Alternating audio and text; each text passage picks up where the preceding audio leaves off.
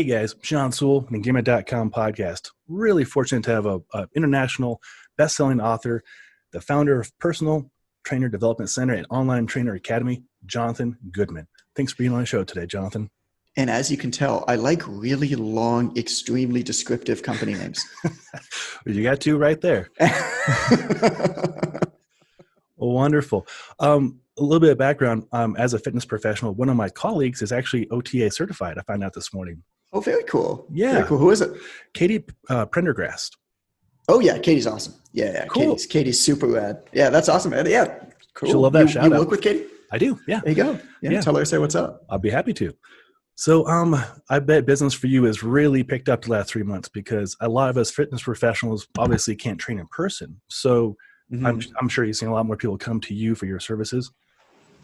Yeah, I mean, the Online Trainer Academy is the first ever certification for online fitness professionals. So we kind of were there before this happened. We've been helping people build online training businesses, mostly as side businesses to their in-person. Most of our people do hybrid since 2013. Yeah. And what's interesting, Sean, is absolutely, I mean, our business has picked up. There's no question. We're one of the really weird types of companies that, as horrible as this is to say, have benefited immensely professionally from the atrocities that are going on. And I actually spoke to a bunch of friends of mine, different business owners, that were hurting, and we had a lot of conversations. I was just like, I feel horrible. Mm-hmm. Like we're doing really well. Yeah. We had our best month ever in April. Fantastic. But I don't feel like that's okay. And then, I've kind of worked through that, and we're serving people a different way and trying to serve people different ways. But what's interesting, Sean, is that we have, obviously interest in what we do has gone up a ton. Sales have gone up, certainly, but they haven't gone up anywhere close to the amount that interest has gone up. And I think that's just a testament to when it happened, when the pandemic hit, when all the shutdowns happened and the fitness industry was hit. I wouldn't say the hardest out of any industry. You've got airline, you've got travel, and obviously, tourism, adventure. What you do has got to be hit a fair bit more. But fitness is hit one of the hardest, and people in the industry are just scared. There's a lot of unease, and so they just weren't spending money on education or anything. Now that we're coming out of it, and now that gyms are starting to open up across, North America and Europe, and Southeast Asia and Australasia and stuff like that, we're actually seeing our numbers climb.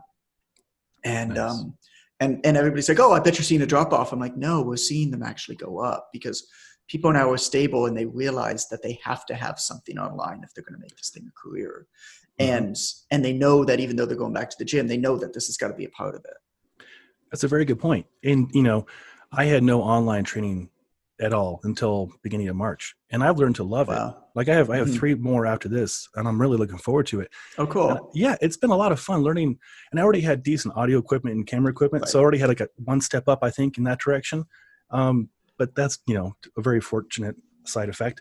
But I really enjoy helping people, especially remotely now. That was never on my radar. I was only in Denver, or my little bubble. Now it's approachable for anybody, which is fantastic. What's super interesting about the world of online fitness training, and this is actually the same in online education across the sphere. Yeah, I've got a lot of friends in online education on whole different industries. We actually have people taking our stuff in the other industries too, just because there's like we have people who do online magic lessons. We've got guitar instructors who take our programs because there just simply isn't, our education is just better than anything that exists for their industry. And obviously there's crossover in all of that. But what we found very early on is that clients were getting better results with online training. We were seeing this back in 2013, and we didn't quite get it. Yeah. We didn't quite get why.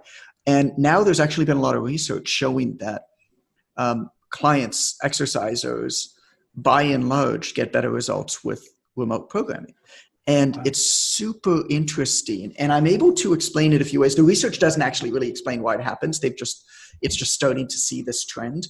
And most of the research that's been done has actually been in cardiovascular stuff, and it's been in aging populations and stuff. So it's not quite the same thing, but it's starting to show this trend is the way that I'm able to explain it is 2 ways based off of everything that we've seen. And we've worked with over 30,000 people now in 87 countries. So, we have a fair data set. Yes. Is kind of comes down to 2 things. One is in the fitness industry, there are a number of constraints with the generic business model. Mm-hmm. And unfortunately, business dictates fitness. Yeah. And what the constraints that leads to with scheduling, with location, is a disservice to many clients. You know that the best workout is never exactly 1 hour. No. You know that the best workout doesn't start at exactly 6 p.m. Yeah. People change, schedules change, stuff comes up. Our job as fitness professionals is to remove stress from people's lives, not add more to it. For somebody who's a busy professional, another appointment that they have to show up exactly on time or they're going to miss 5 minutes, that's a disservice to that person. That's stress for that person. And as a trainer, our job is to optimize for our clients, and we can't optimize if a hypertrophy workout is now 15 minutes long and a fat loss workout is 45 minutes long, but we've got an hour session that we have to fill. So we do dumb stuff like tricep pull downs and stretches that the client doesn't need to fill up that time. And you're laughing because you've done it and I've done it. Oh yeah, I'm guilty of it. We've all done it. Yeah. But the second is perhaps more interesting. So that's one reason why, there are some better results, and I think it's better for the client in a lot of ways. But the other reason is much more interesting for me, and it comes down to self-efficacy. Right? Ooh, why do people follow? How do people actually succeed in anything that's difficult? Mm-hmm. And a large determinant of that, based off of the stages of change model, Prochaska's model, is self-efficacy, the belief that you can achieve, the belief that this thing is right for you. Whether it actually is or not is actually kind of irrelevant. What matters is that you really believe that it is. And that's a very important distinction. And that comes down to self-efficacy. So if you were to walk into a regular gym that happens to be close to you, you've probably thought about it for a while. You've maybe gone back and forth. You're nervous about it. You walk into a gym and it's a hard thing to do that if you've never been in a gym. My first ever client was a 67-year-old woman who'd never lifted a weight in her life. Wow. Walking into a gym isn't the strength that she showed to do that. Yeah, it's huge. I can't even describe it, getting over that. So they get over that. And some salesperson matches them. And anybody who knows how predominantly big box gyms work, basically the salesperson matches the clients with a new trainer, and the new trainer is always given a certain number of clients that basically is sink or swim. Yeah. Right, make good. So if you walk into a new gym, a big box gym, you are often going to be given to the newest, greenest trainer that's there, who doesn't really know what they're doing, who is probably going to fall out of the industry because it's kind of like a sink or swim thing. Well, as there's not much self-efficacy with the client, right? Because the trainer's nervous, you're nervous, the trainer isn't that experienced. You have no reason to believe that trainer is actually right for you in any kind of way. Yeah. Now think about online. You could spend as much time as you want, consume as much content, and connect with the single one person anywhere in the world that you believe is the right person for you for whatever reason. And it's not a merit-based decision. Hiring a trainer is not a merit-based decision. That's something that frustrates a lot of trainers. That's something that I think consumers inherently understand but maybe can't articulate. You hire a trainer because of some reason that you feel like they're right for you. Yeah. And that usually has nothing to do with fitness, some interest that they showcase that's outside of fitness. So I just think those two things are super interesting. They are. It's a new world, right? And it's education, it's everything. No, you did a great job explaining that. And I like having an online presence because people can reach out to me. They're very interested in split boarding or in Pavel's techniques with strong first. And so those are the people I attract. And I'm really curious about talking to them. And on a personal level, on a professional level, it's better for both parties. Right. Yeah. It is. It 100% is. You meet people where they are. There's this, we call it 1% uniqueness because it's fancy in marketing to give yourself fancy names for things that you pretend you came up with. And so we do that with this idea of 1% uniqueness factor. Basically, it's a sub niche of a niche. Basically, it's go deep. But it's this idea that people hire other people because of some sort of uncommon commonality that exists between them. And like I said, most consumers are actually pretty ignorant around the thing that they're buying. I'm the same way. Mm-hmm. You're a little bit different because you're a gearhead. So you might be a rare, what's called maximizer. Basically, there's maximizers and satisficers. Okay. Most consumers are satisficers. Basically, they have a pain. They want it to go away as quickly and as easily that pain goes away. They're gonna buy the solution. Oh, sure. Yeah. And so how do you but you need some reason to justify a decision to act, to buy from one place or the other. And it is so difficult to understand what specs to compare off of, even in something that's electronic, where there is a pretty distinct defined, like, this is better than that. Think about personal training, think about fitness training. There is no way for a consumer to have any idea whether one trainer is better than the other. Right. Trainers don't know. Like, it's a mastery profession. And so how do you make a decision? You make a decision based off of this uncommon commonality. You don't buy based off of merit, because you buy based off of the illusion of merit, maybe, but not actual merit. And then you buy based off of, this person is similar to me. Let me give you an example. Troy Bennett is a graduate of ours from Chicago, and he's the Chicagoland cosplay fitness expert. Like costume play? Like costume play. Okay.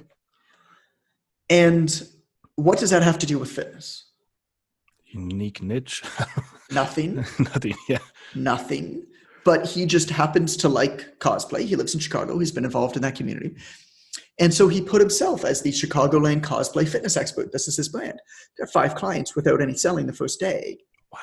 Smart. Because people who are into cosplay in Chicago now immediately have reason to buy him and nobody else. Yeah. Very good. Very good marketing on his part. I mean, it's that. Does that mean that you can only work with people who live in Chicago and are interested in cosplay? No. But like, at one point, you need to give yourself some point of leverage, some sort of competitive advantage in the marketplace to get started, to give yourself an opportunity to prove your worth, to get results. And then once you get that stone wheel moving, it just starts to move, right? Yeah. That's some very good priceless advice right there. That's very good. Thank you. Yeah. I mean, it's at the base of everything, right? Yeah. It's at the base of everything that we do. It's at the base of everything that how you position yourself. Because what most trainers, I think, get a false sense of security of how good they are at marketing and how good they are at business, because they benefit from location advantage. Basically, clients just happen to live close to your gym. Yes. I've experienced that myself too. Yeah. But online, you ain't got that advantage. That client can choose from that guy in Thailand, that girl in Germany, right? Yeah. You don't have that advantage. So you've got to give yourself that advantage. And then the interesting thing that happens when you do that is it helps, once you identify your market, which is really what that is. Once you identify that market, it illuminates your vision. Yeah. And I think a lot of trainers, anybody in business, I think a lot of people in business, when they go online, a lot of the reason they really fail is they don't have any idea where they're going. And if you have no idea where you're going, you'll never get there. You'll get somewhere, but you'll never get there. And so, like fitness, you choose a goal and you work backwards. Yep. You know, I want to do this 10-minute set. Because I did some kettlebell competition, right? And it was the worst thing ever. But long cycles suck. The worst. 10-minute cycles are the worst. Yeah. It's like, how can I use my muscles and load up my joints as good as, like conserve my energy as good as possible and get the biggest blisters I can possibly get. Absolutely. And so, but this idea of, okay, I've got this long set coming up competition. And so, you know that's in the future. You set a plan moving backwards for your training, and then you relentlessly execute forwards. Well, in business, it's the exact same way. What's your market? Okay, I want to work with the Chicagoland cosplay community. Cool. What's the affluent level in that market, right? What can they pay? What can they not pay? Where do they hang out? What language do they use? Who are the influential people in that market to network with, to build partnerships with? What social media networks are they on? You might go on Twitch and not Instagram in that case. Yeah, get the game. And so understanding your market helps dictate that's vision. It helps dictate every single one of your decisions moving backwards. And that helps you put the blinders on. So you don't, like fitness, you program hop. So you don't hop, so you don't dilute your efforts. This is how, we have, this is how people get results in much less time for no money. Because online, if you know where you're going and where you want to go, you don't need paid ads. You can generate all the business you ever need organically. Oh, I like that. But if you're posting to the abyss. Yeah. No, I'm with you on that. It does help to know your audience and who you're going after. And at least in my world, going after people who enjoy hiking and backcountry skiing and snowboarding, it really is a natural fit. I wouldn't know how to advertise to cosplay personally. Well, sure. Yeah. Like, and that's the thing. So like, why would you, like try. clearly that's not the right person for you. I mean, this is Yeah. what we were talking about beforehand of like what we were going to talk about on the podcast. It's this idea of, I don't need to promote because people who are interested in what I'm saying are going to come find me, and people who aren't. Right. And that's exactly how it should be. No, it's great because, I put out the feeler this morning to my friends, and I'm like, hey, I'm going to have Jonathan on the podcast. And they all flipped out. So I'm getting like questions all morning. That's cool. Yeah, it was very flattering. In fact, Matthew Flaherty, who's been on my show a few times, was one who I think tagged this connection to happen in the first place. And so he's going to blow me up all morning. Yeah. What does he want to know? Oh, let's see. Let's see, Matt. What do you want to know? What does he want to know? How did you build a school that offers continuing education?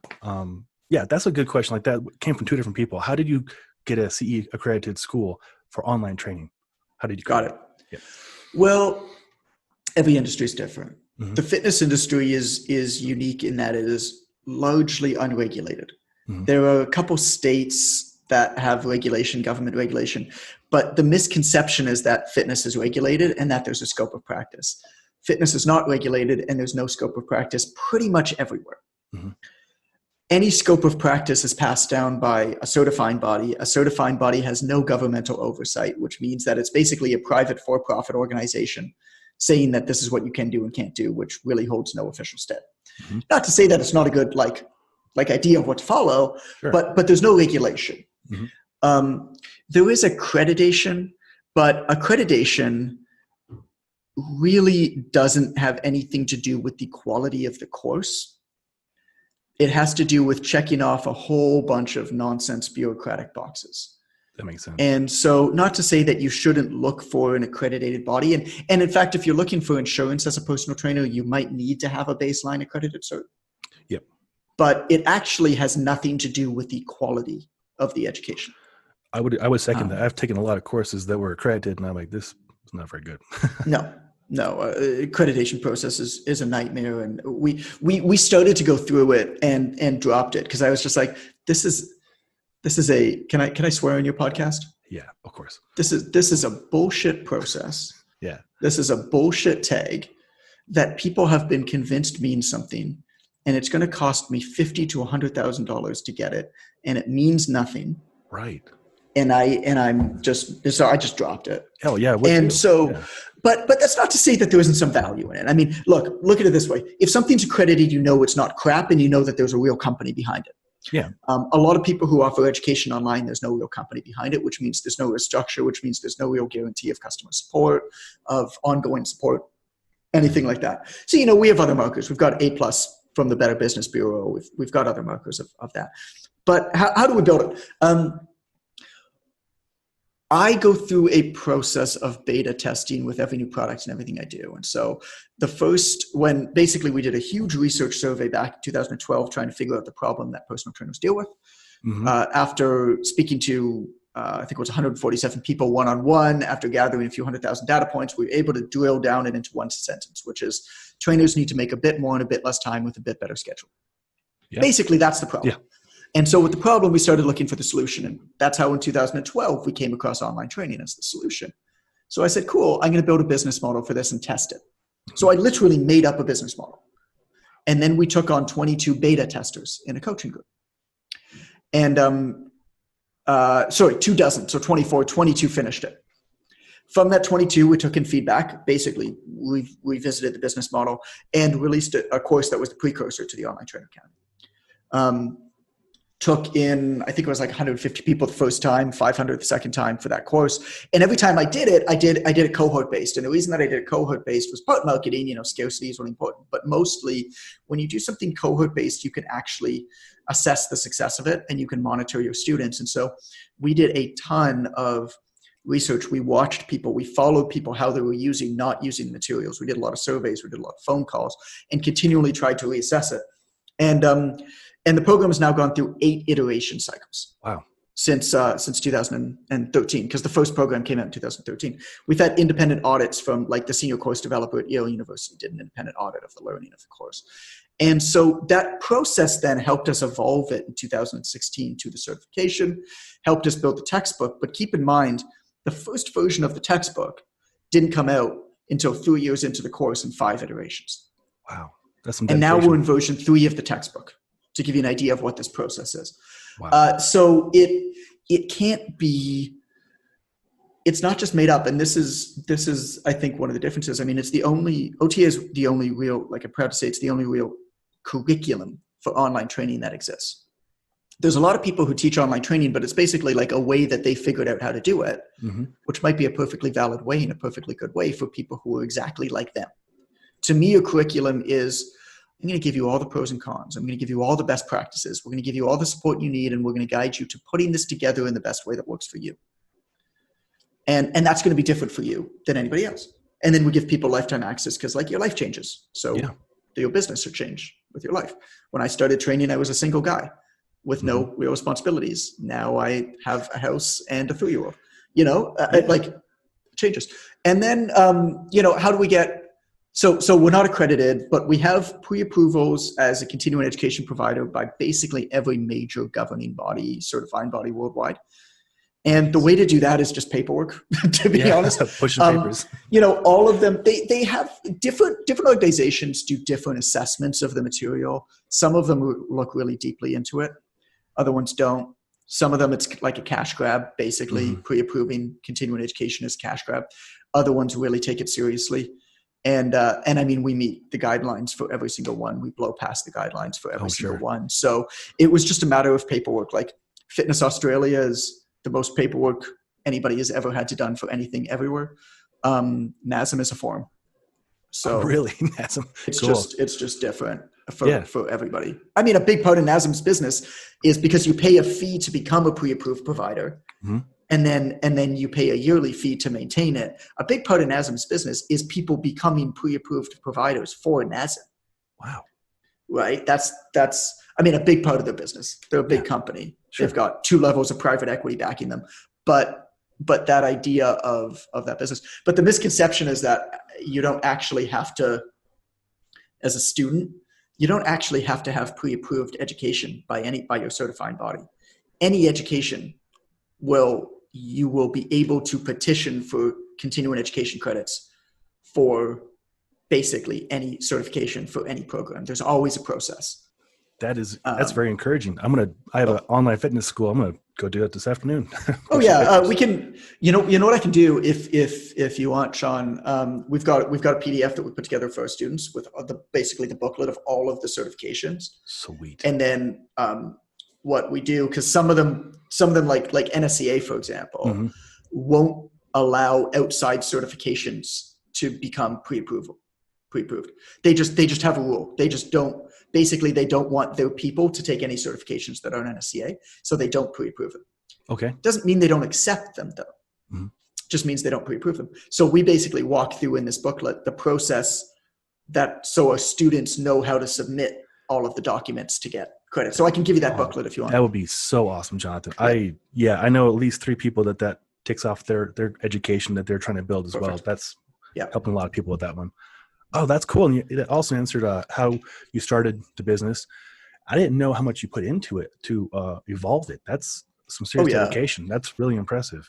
It's man, it's been a big part of my life for 7 years. Yeah, no, I'm super impressed. Like you said, there's a lot of people offering advice on online training. It seems to be coming out of every angle these days. Yeah, but you look at like markers. If you're going to buy from anybody for anything, I look at markers of seriousness, and because there's a lot of people who can say a lot of things. There's a lot of people make claims. Unfortunately, it's really hard to follow up on claims a lot of the time, and also like.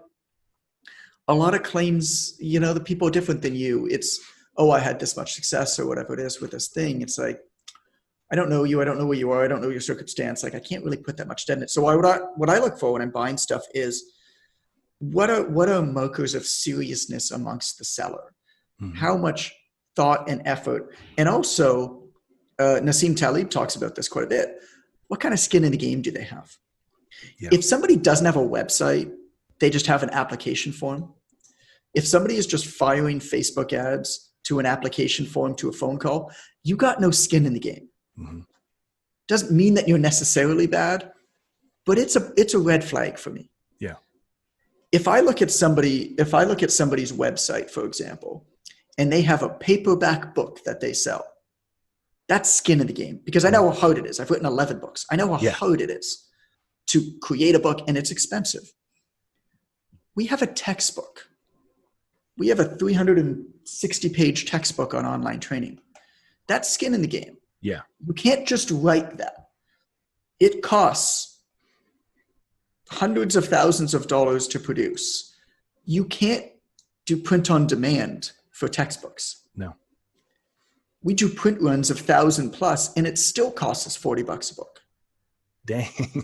So when you're looking at who to learn from, like there was one of my favorite quotes, one of our students, like years back, we still use it in some of our marketing. He goes, I didn't really know who you were. Charles Bell is his name. He lives in Arkansas. And he goes, I didn't really know who you guys were. I just came about you. I thought you were everybody else. Then I saw you at a textbook on online training. And I'm like, ain't nobody going to go to that much trouble for some bullshit course. Yeah. And I think that sums it up perfectly. But that's what I look for too when I'm buying stuff, right? Yeah. That's really well said. I love that. I love that line. It's a ain't good nobody one. going to go to this so much trouble for some bullshit course. That's a very good point. Oh, that's good stuff. That's funny. I love when I learn from my people I teach too. Like I get little nuggets here and there, and they stick with you. But that's super cool. Like that's a very substantial. It's like a NASM or NSCA textbook size. That's it's huge. So you have a lot of skin in the game. Yeah, that's legit. Like to compare for my listeners, I have a book on the shelf right there. I Kindle direct published it, and it took me some time, but it still took a lot of time. That's not a good book. That's like a little ebook, right? Your book, that's a legit textbook for a curriculum. But even I mean, you got a book in print, man. How many people could say that? Like that's a hell of an accomplishment. Well, thanks. I appreciate that. I mean, what that says to me is that you've really, like, in order to teach, this is why I think everybody should be a teacher.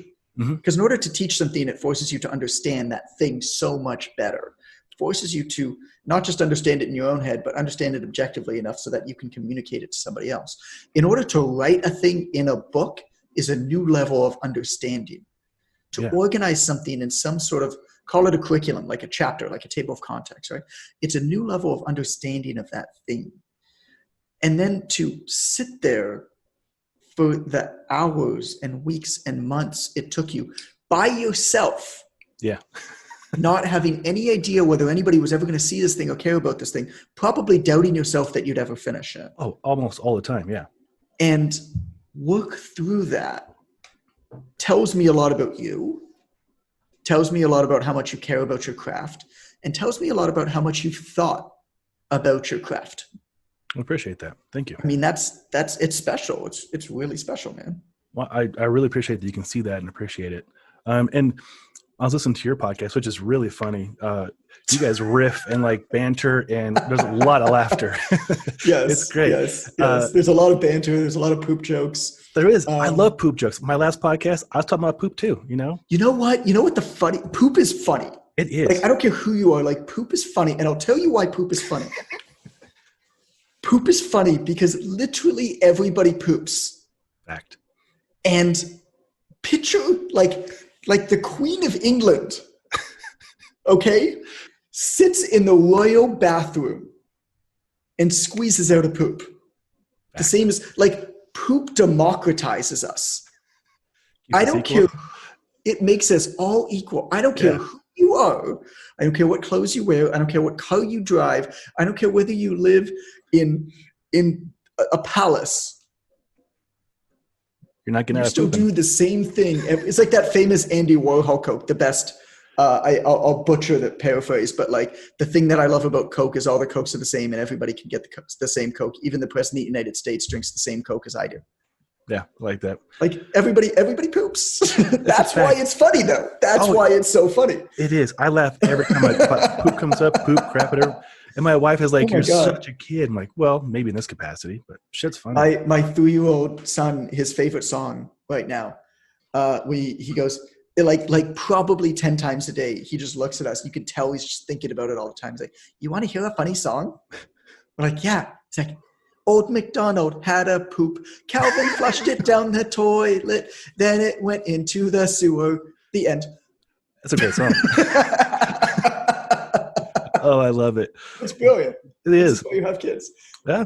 We have 4 nieces under the age of 6, and oh my God, that's amazing. So I get to be the uncle that goes out and gets them dirty and plays in the snow. The best. And I love my job. Yeah, the best.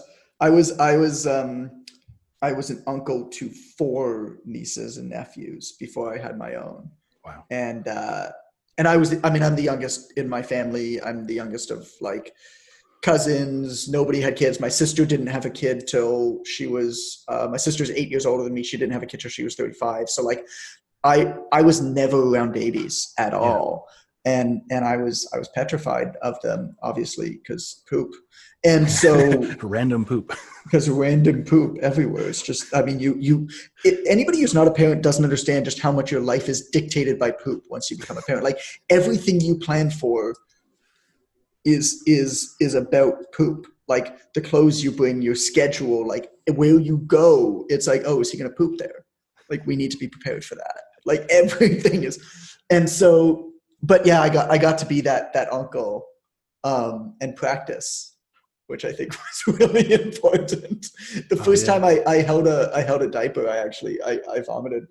I legit did. Yeah, I bet. Yeah, our dogs, they're poop factories, and then they like other animals' poop as well. So I reached out to a bunch of companies that make like pressurized water devices. So on my truck, my 4Runner, I've got a pressurized 4-gallon water system just to spray them off with a scat. That's going to be valuable if you ever decide to have children of your own. I'm thinking so.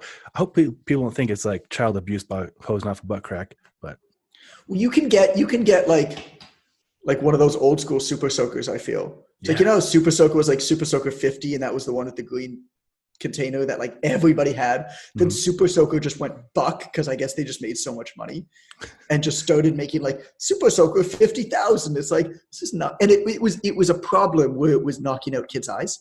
Oh wow. So get like somewhere in between a 50 and 50,000. There you go. I'll do some research on what the right pressure is so you don't destroy somebody's butt.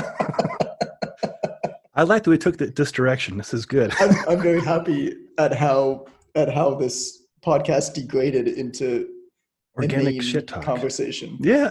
Yes. Well, everybody does this, so we're just trying to help people out. Queen of England. Picture it. Can't get that out of your head. Nope, that is nightmare fuel. She takes off her white gloves, and that's what happens. Oh, this is super entertaining. Do you have time for maybe one more question? Yeah, man. I got another 5-10 minutes. We're good. Perfect. We covered how you built the school, the continuing education, what you offer. Well, let's cover what do you offer in the OTA? What can a person expect? What do we offer? We offer the complete program. Like if you're a personal trainer and you're looking to add online training, either full-time or part-time, we walk you through exactly how to do that. And we guarantee your success, by the way. We guarantee that you'll make at least your first $1,000 with online training within the first 90 days of the program and your money back. That's nice. And that's more than we charge for the program. So we guarantee you more than 100% return on investment. Wow. If you are already online training, then I believe it's very important to approach everything with a beginner's mindset. Henry David Thoreau once said, if you build your castles in the air, don't forget to put a foundation under them. A lot of people who already train online kind of hacked it together. Yeah. Somebody asked, they hacked it together, they read some stuff on the internet, whatever it is.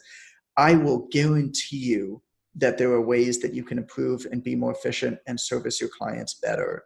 That might have to do with your marketing and client acquisition and sales. That might have to do with becoming more efficient with your support mechanisms, creating better precedents around that, managing your own time better so that you can be more to the people you love. I believe that software and automation and technology is best used to scale where humans should show up, not to let humans sit on the beach and put their feet up. I think that humans are unbelievable coaches. And I think that leveraging technology and automation as a way to so that humans can show up where they need to show up and eliminate humans from where they don't need to be. Yeah. And so there are almost always ways you can do that. And then the actual taking care of clients. Assessing clients online is fundamentally different than assessing them in person. In person, assessing a client, you want to favor reliability over validity. Basically, you want an accurate test.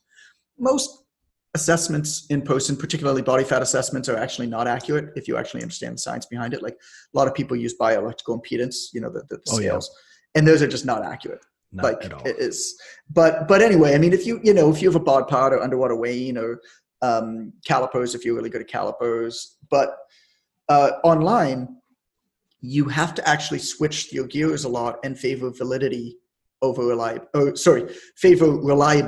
validity. In person, you want validity over reliability.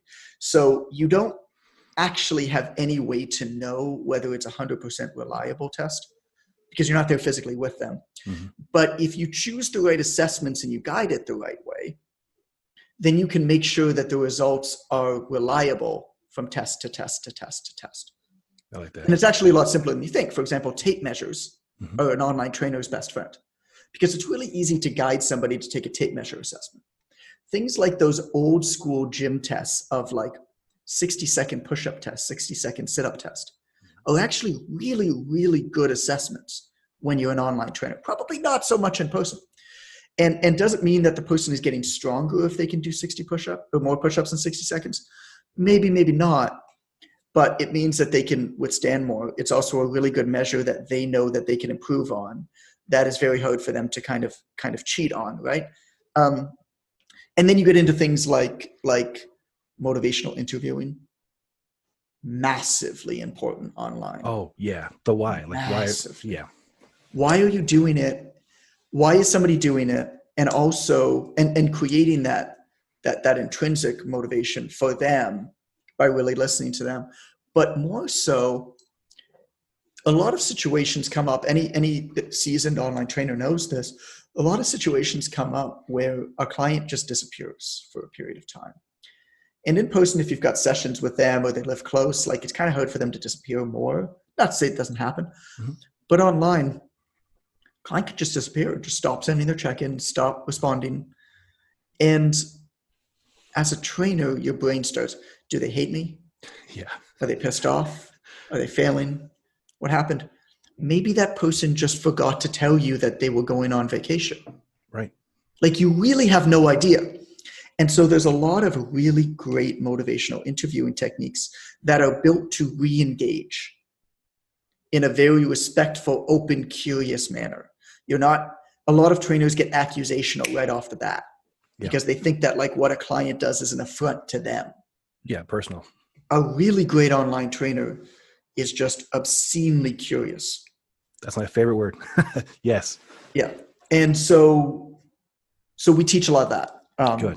With it. And then everything, I mean, pricing, package structure, everything, all of the legalities. We've got a proprietary form builder. We can build your legal forms, all that kind of stuff.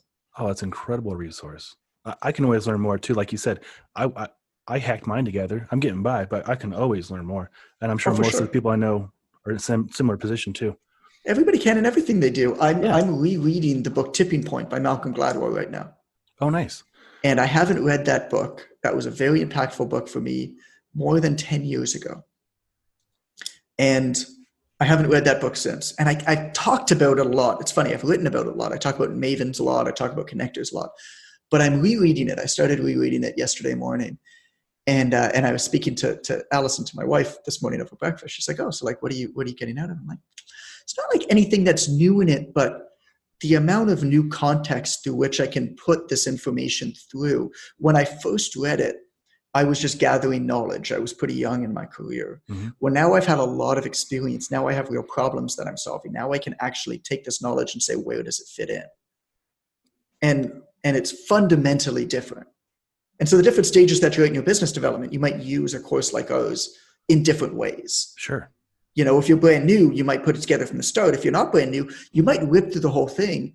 And if you only find one nugget that helps you save 2 hours a week because you're now more efficient, time's the best. That's enough. Yeah, I would do that in a heartbeat. Yeah. Right. And I bet you we could find that for you. I bet you could. You've imparted a lot of wisdom for us. I really appreciate this, Jonathan. Cool. I appreciate it. Yeah. I'm going to have links to OTA, Online Trainer Academy, below as well. And any last parting words of wisdom? We didn't talk about the adventure stuff. Maybe if you have me back on, because I'd I love was to. excited to talk about that. I think one of the most special things about, I'm deeply passionate about lifestyle design. I'm deeply passionate about, not don't make money, but don't let making money get in the way of living your life. Don't let making money get in the way or force you into making decisions that oppose your deeply held convictions and beliefs. And Yes. so one of the things that I'm most proud of is that my wife and I have spent 4 to 6 months out of the country for the last 7 years, living abroad. And so we've lived, I define living in a different city in different country by being in the same place for at least a month. And so we've lived in 10 different countries.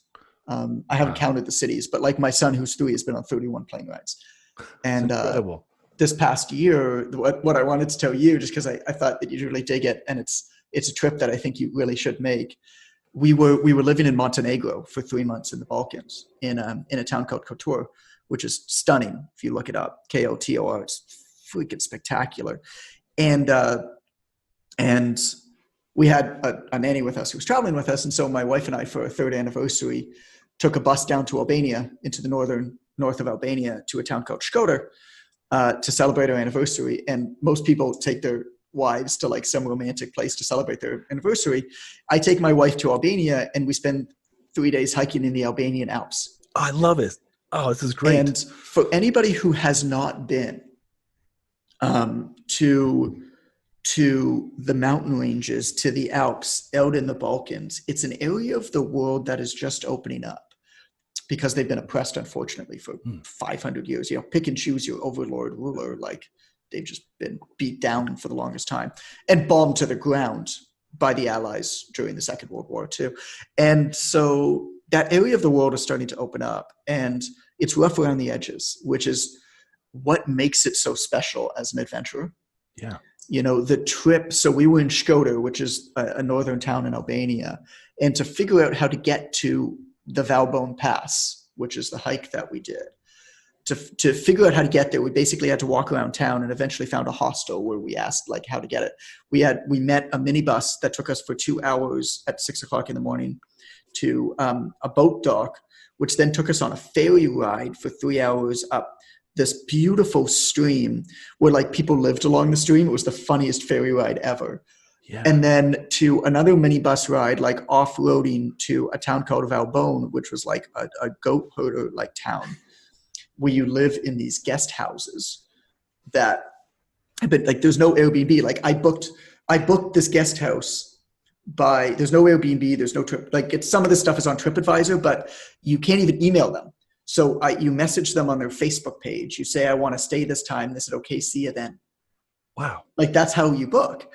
And so we showed up to this guest house in Valbonne, and it's in the middle. It's in the bottom of this mountain range of the Alps. And then we set out the next day on this pass, Valbonne Pass, which takes you from Valbonne to Tete, which is the town on the other side, the little like in same type of thing. You stay in a guest house and whatever. And all the way up, there's 3 different cafes, Kaffe, up the mountain range that you hit. And it's somebody who lives there, that there's all this natural spring water that basically set up like this stick kind of house. And it's where the cafes are set up where the spring water comes out of the mountain, and they hike up Cokes and stuff like that. And they have powdered coffee like Nescafe. Mm-hmm. And then you go up there and you pay them in Albania, it's Albanian leke is their money. So you pay them whatever it is, like, I can't remember, like 100 leke, 150 leke. And they give you like a coffee. So all the way up, you're like, and so we took our time because we hike fast, like 12 miles or whatever isn't, we can do that in a couple hours, and we had the whole day. So we just like sat, my wife and I, in the middle of a mountain range in Albania, like sipped a coffee, she sipped of water, like putting her feet up, Perfect. Oh, I love everything about and then this. you get to the other side, and then the trip back is just like this 4-wheeler, like the sketchiest drive in the world, back to Shkodër, and then we took a bus back to Montenegro the next morning. It's just like to be able to do that kind of stuff, man, it's Oh, it's so freaking special. And like I said, I mean, for your people who are listening, the Balkans are spectacular. I love hiking the United States. We did a 48-day road trip. My wife and I, we hit 16 national parks and monuments, whoa. and it was spectacular. But the United States national parks are beautiful, but they're discovered for the most part. Mm-hmm.